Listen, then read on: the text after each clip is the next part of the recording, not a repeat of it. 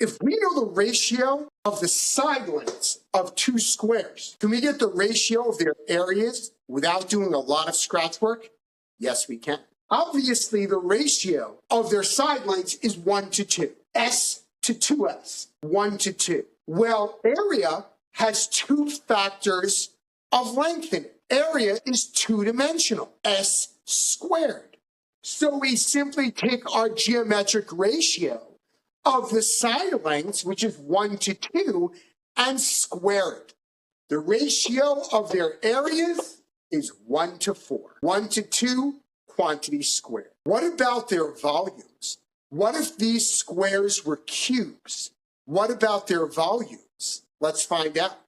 The volume of a cube is S cubed, hence the term cubed. That is where it comes from.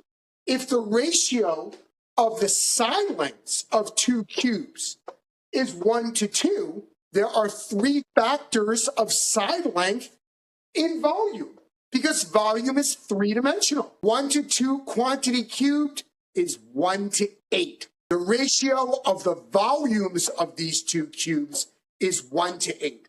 There is no need to compute the actual values of the cubes if all you want is their ratio. Geometric ratios is a quick and easy way to find the ratios of shapes and objects while doing minimal scratch work. Thank you for joining us.